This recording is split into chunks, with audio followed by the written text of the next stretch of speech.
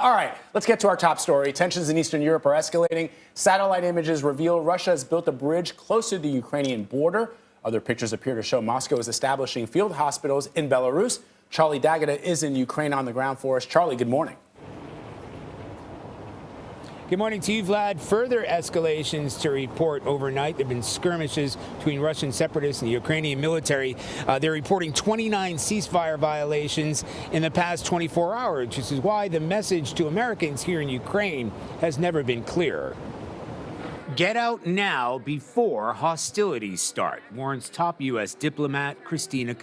The situation could worsen very quickly, and we're very worried about that and are urging all Americans to leave the country now. Made more urgent by those satellite images appearing to show even more Russian forces, including a new pontoon bridge just a few miles from the border with Ukraine.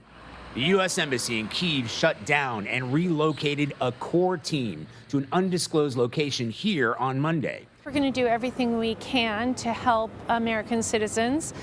We've been working very closely with other humanitarian organizations that might help with flows of not just Americans, frankly, but Ukrainians as well.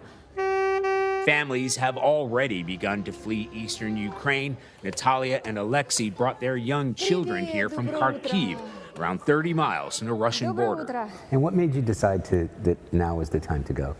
It's not rather comfortable to sit at home with two children and wait something unusual. Nobody here in Lviv wants to see a war, but the city's mayor says they're ready. If the war breaks out and it's a full-scale invasion, are you prepared to take in? It is my duty. It is responsibility my city. And I open my door, I open my home. The entire city is opening its home, but praying it doesn't come to that.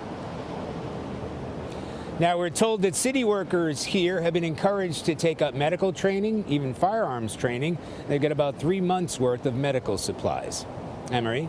All right, Charlie, listen, Defense Secretary Lloyd Austin held a press conference earlier. He has been meeting with his NATO counterparts. He says that there is still a chance for diplomacy to work.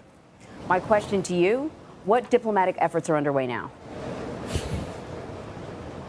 There's still a chance for diplomacy to work. You know, both sides are talking about that, both Russia and NATO partners. However, at the same time, the Defense Secretary commented about these skirmishes that are taking place, the shelling that's taking place. Say it's deeply concerning. And this is what many people were worried about would be outlined as a pretext for a wider conflict, you know, Russians supporting these Russian separatists. At the same time, Ukraine will say, well, Russian separatists doesn't exactly mean Russia itself. So they're keeping a close eye on what's going on there. But he's not only meeting with NATO partners today in the meetings there, but he'll also be traveling to NATO states. And this is all about reassurance.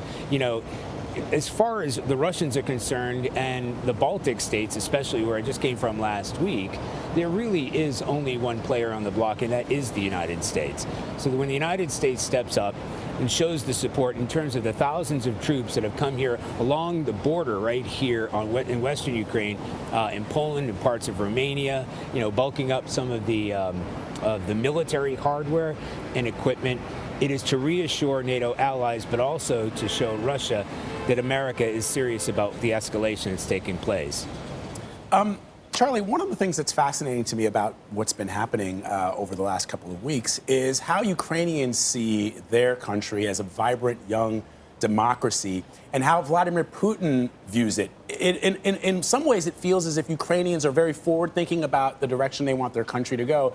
And Vladimir Putin is all about the past. I mean, you know, he's on the record as calling Kyiv the mother of all Russian cities, even though it's not in Russia. He feels a very strong connection to Ukrainians and Belarusians as well.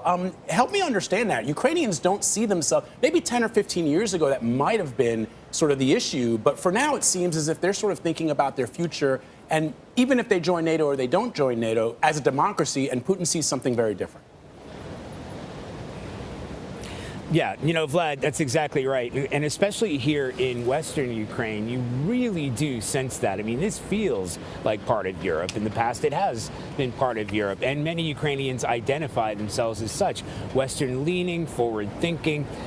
They have a deep resentment of Russia. They have a fear of Russia. And we do have to wind the clock back, not as far as President Putin is winding the clock back and trying to make Ukraine part of this old Soviet empire, and even further back, part of Russia, as he would state it, is back in 2014 when the skirmishes started in that Donbass region. There are some pro-Russian separatists there. Spent many years there covering the conflict there. There are some people who do align with Russia right along that border. However, the vast majority of Ukrainians identify with the West. And to their mind, they believe that they have every right to join NATO. The government isn't quite that bullish. They understand how provocative that is to President Putin. President Putin does not want to have a country of this size and this influence right along the Russian border. That's not to say there aren't NATO countries along the Russian border. If you look at Estonia or Latvia or Lithuania to a lesser degree, if you want to include Belarus in that whole jigsaw, NATO partners are right up against Russian territory. Here in Ukraine, it has become much more of a flashpoint. And, people are concerned. There's no panic buying. People, especially here in Western Ukraine, there's no sense that a war is imminent, but they're seeing what's going on.